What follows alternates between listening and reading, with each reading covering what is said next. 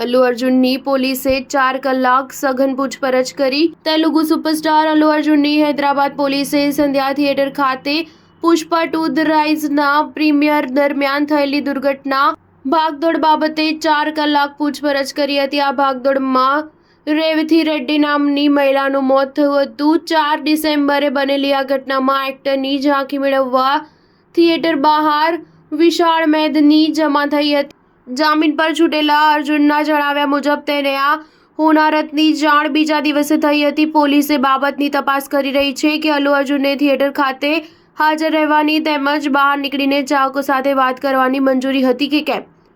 ઉપરાંત પોલીસ અલ્લુ અર્જુનને સુરક્ષા ટીમ અને થિયેટર મેનેજમેન્ટની ભૂમિકાની પણ તપાસ કરી રહી છે। અર્જુન હૈદરાબાદના ચિક્કડપલ્લી પોલીસ સ્ટેશને તેના પિતા અલ્લુ અરવિંદ સાથે સવારે 11 કલાકે પહોંચી ગયો હતો। તેણે પોલીસની પૂછપરછમાં પૂરતો સહયોગ આપ્યો હતો।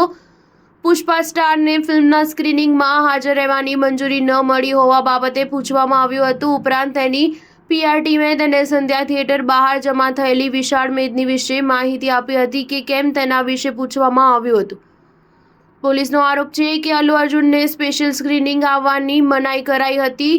તે છતાં તે આવ્યો તેમજ કોઈપણ જાણ વિના રોડ શો યોજ્યો હતો, જેના પરિણામે ભીડ બેકાબૂ થઈ ગઈ અને દુર્ઘટના સર્જાઈ હતી। અર્જુનની ફરી પૂછપરછ થઈ શકે છે। તેને ભાગદોડ થઈ હતી, તે ઘટના સ્થળે પણ લઈ જવામાં આવે તેવી શક્યતા છે। પૂછપરછ દરમિયાન થિયેટરના CCTV ફૂટેજ પર જોવામાં આવ્યા હતા, જેમાં બહાર જમા થયેલી વિશાળ મેદનીને રોકવાનો પ્રયાસ થઈ રહ્યો હોવા છતાં લોકો અંદર પ્રવેશવાનો પ્રયાસ કરતા હોવાનું જણાયું છે। કેસના સંદર્ભમાં અર્જુનની 13 ડિસેમ્બરે ધરપકડ કરવામાં આવી હતી, પણ પછી તે જ દિવસે તેને 4 અઠવાડિયાની જામીન મળી હતી। અર્જુને પીડિતના પરિવાર માટે ₹25 લાખની સહાય કરી હતી, જ્યારે પુષ્પા 2ના પ્રોડ્યુસરોએ ₹50 લાખની આર્થિક સહાય કરી હતી। દરમિયાન અર્જુનના ઘરની બહાર પણ ભારે સુરક્ષા વ્યવસ્થા ગોઠવવામાં આવી હતી। રવિવારે ઓસ્માનિયા યુનિવર્સિટીના વિદ્યાર્થી હોવાનો દાવો કરતા એક જૂથે તેના ઘરમાં ઘૂસીને તોડફોડ કરી હતી। તેમણે પીડિતાના પરિવાર માટે ₹1 કરોડની સહાયની માંગ કરી છે। પોલીસે આ ઘટના સંદર્ભે 6 જણાની ધરપકડ કરી હતી, જો કે તેમને